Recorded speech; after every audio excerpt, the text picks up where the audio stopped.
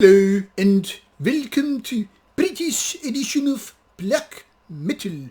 This time we have here a rather new band called Thy Dying Light.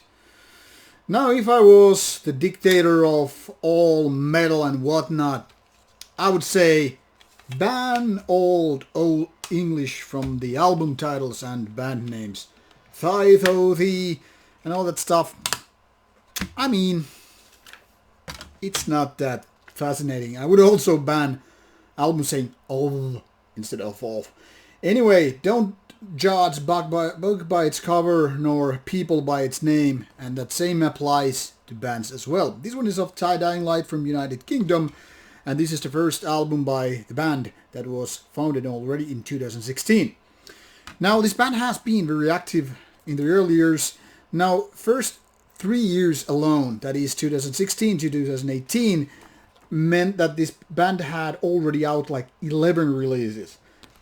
That is, my friends, usually a warning sign, because bands that keep pushing those albums as if it's just a factory product, well, that usually means there's not so much effort and skill and time and love and whatnot put into the actual release. It usually means let's get it quickly over and done with it, and then we can focus on the other releases out there in the pipeline. Luckily, this seems to be a totally wrong idea with the band called Thy Dying Light, because actually this album is very, very nice. Well, actually it's that nice that I actually requested this particular release from the label Purity Through Fire earlier this spring, because my initial listening with the digital promo was like, this album could be very, very promising. So why the heck, let's request it and hope that it arrives so I can give it a proper review here on Rauta, and luckily it came. So Thy Dying Light, self-titled album. Let's take a look at the band's Metal Archives site so you get the basic information about the band to see while I talk about the album. Founded in 2016, like you can see here, the discography is quite vast already, and since this full-length album and new EP has already come out. So, very, very active band by two guys who also just happen to have way more other projects or bands going on. As you can see, this is quite a vast of a list. And curious enough, on this album, they're already covering their other band, Nefarious Dusk. So it's kind of an interesting thing that this band is kind of a recycling ideas from other projects. Don't know exactly why, but that's another topic really. What this album is then all about is going back to the 90s with kind of a Nordic feeling, especially Norwegian, but I would say definitely something Swedish in this album as well. It's very evil sounding, it's very sinister, it's dark, and it's very kind of a high-pitchy stuff. That means, in essence, this is very much a kind of a homage to what Norwegians especially were doing in the 90s.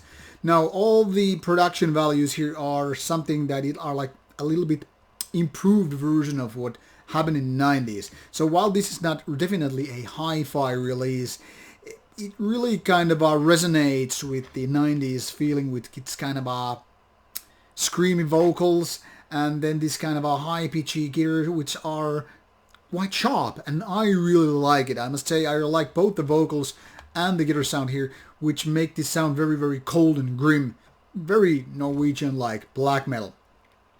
And the same applies to the songwriting as well. I mean, this is very much kind of a energetic. It's kind of a high tempo, not ultra fast, but still very much doing the kind of a traditional second wave approach to black metal.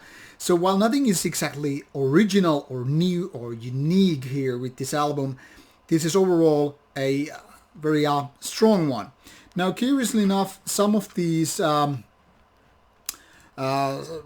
features, some of these different versions of these albums have different track listing, it seems. I was checking out the different versions here, and what this didn't originally actually include here on the CD version were the two tracks which I have added here today. I haven't added the length here because my CD player is old, and as such it doesn't really show the track list properly. But this is roughly 51 minutes overall with these two extra or bonus tracks, one of which is indeed the Nefarious Dusk cover, and then there's this alternate version of the Dying Light song, which is there already as track number 9. So this is some 11 minutes more than the original version. So if you take a look at the other versions here, it might give you a little bit of different information. For example, this tape version shows a little bit different length also. So anyway, this CD is, in my opinion, worth your money. Grim, cold, sinister, dark, black metal, the kind of what it meant to be. And I think this cover image underlines the very Nordic or Norwegian feeling very much with the pentagram, and those Satan shouts are very much like going back to some 1995. So indeed a quite nice thing. The curious thing which I want to mention before I call it quits is that even though this band is relatively new, as well as are the other bands all from 2010 or later, these guys are no newbies, no youngsters. To be honest, I don't know why there are no bands mentioned under these guys' personal information. For example, if you take a look at this Mark Hoyland page, all these bands are relatively new. Well, there's one 2007, but still all 2000 bands. But these guys are not that young, so they could have older productions, older bands, which are not just listed here. I don't know, but in case you happen to know them and you have some access to Metal Archives, feel free to fill those gaps. Or if you don't have the required level, you can always submit an error here and see those bands added. But anyway, in case you're new to the band as well as I was until a few weeks ago, give this one a listen. I'm sure you will find it online, even though at the moment there is nothing showing you here as the Bandcamp page, but some material is already on YouTube and some older material is also on Bandcamp. So take a look, and obviously I hope you enjoy it. Feel free to comment or ask questions on the post below and I will get back to you. Take care and listen to some good stuff.